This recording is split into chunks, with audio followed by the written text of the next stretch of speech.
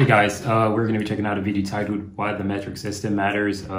Should be a really interesting video. Like I said in other video regarding the metric system that I did, I was like, nah, we don't have to convert everything in America to the metric system. It's not needed. It's totally fine to put it beside each other. That's what I totally think, because I'm not one of those aggressive person who just believes in, if you want to change, everybody has to comply and everybody has to do this. No, we can always do two things, and everybody can be at peace with themselves. But yeah, I don't think it should be something that should totally control the American measurement system. I think having both the current one that we have and adding a new one is totally fine, which is actually a thing that happens in America. A lot of packages do sometimes come into seeing measurements on them. So we're gonna be checking out this video. So yeah, leave a like in the video and subscribe if you want to go check out the other channel regarding me moving to Europe. Probably by the time you see this video, I'm actually in Europe. Yeah, I think I can finally say that now. Yeah, by the time you see this video, I'm probably going to be in Europe. But yeah, yeah, go check out that channel, and yeah, let's get right into this video, guys.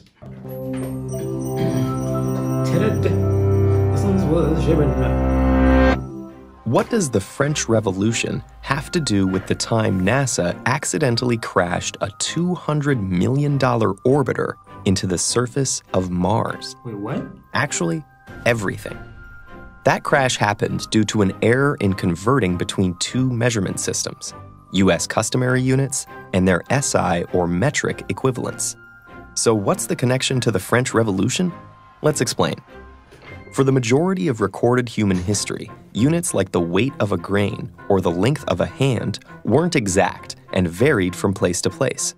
And different regions didn't just use varying measurements, they had completely different number systems as well. By the late Middle Ages, the Hindu-Arabic decimal system mostly replaced Roman numerals and fractions in Europe.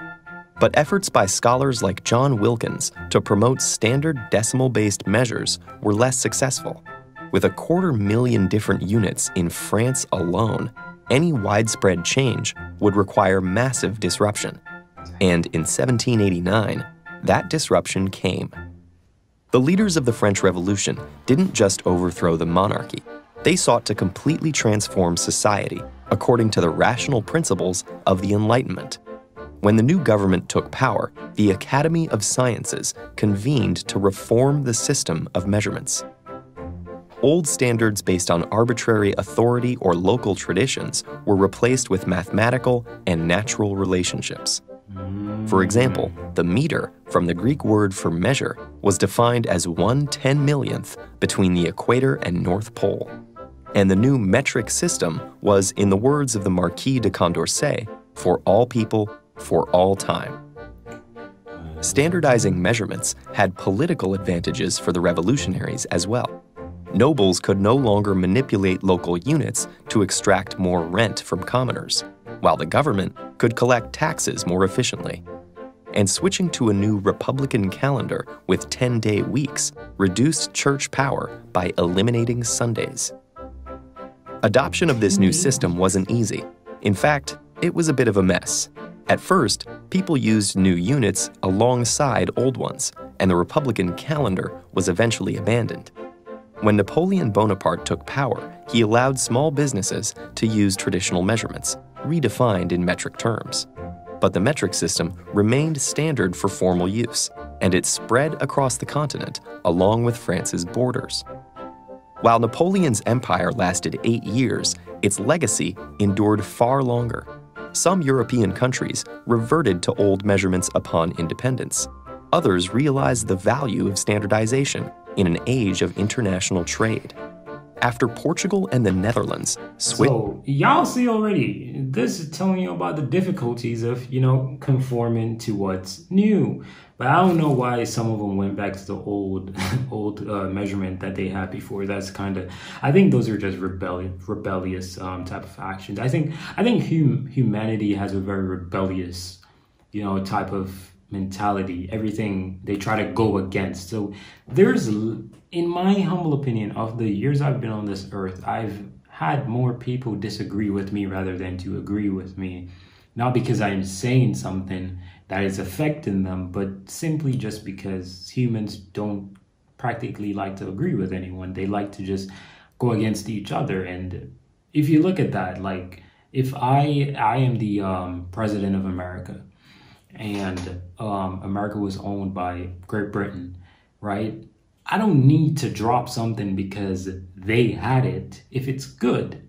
But a lot of us would drop it, like this buddy says, when we, become independent, even though it's good, just to show that we don't need to follow what you created.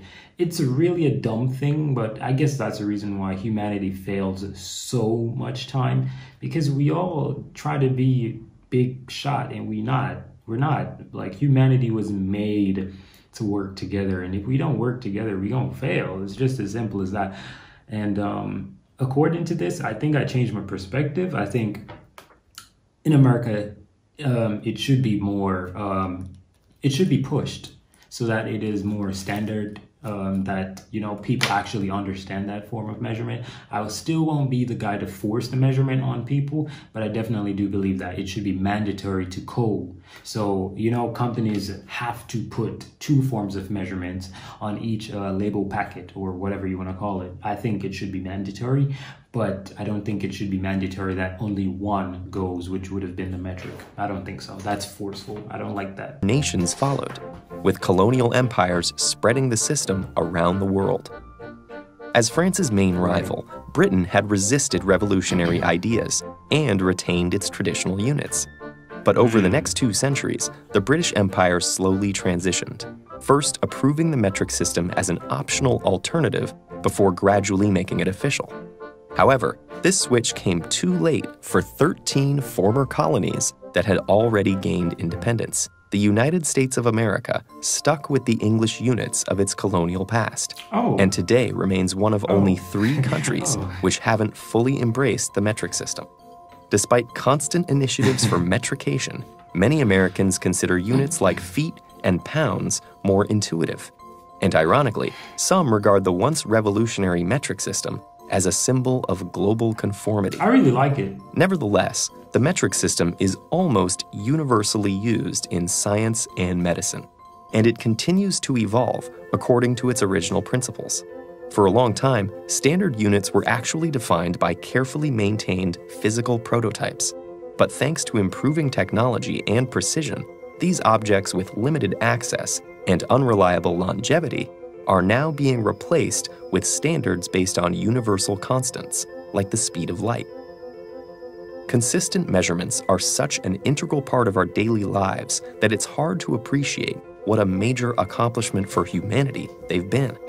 And just as it arose from a political revolution, the metric system remains crucial for the scientific revolutions to come.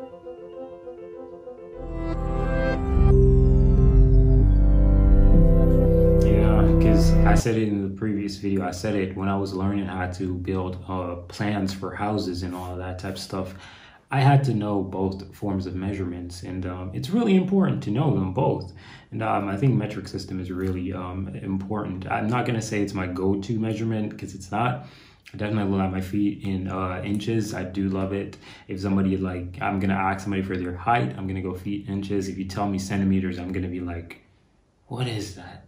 So I do know my centimeters and all that type of stuff, but it's not my go-to measurement. It's just not. I'm used to feet and inches. I'm used to the pounds and all of that.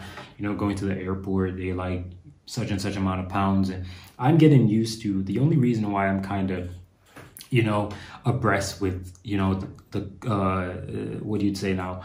How much is such and such and such when it comes to weight in terms of mass, it's because I'm traveling right now to Europe, and they literally have it on their thing, 23 grams, such and kilograms, and I'm like, okay, I got to do the conversion for that, but for America strictly, it's going to just be pounds, 40 pounds, 50 pounds, whatever pounds. Yeah. But I think it's something that should be mandatory for manufacturers to comply to, but I don't think it's something that should be forced upon the citizens of America, period. But yeah, that's it guys. I'm out of here. Peace.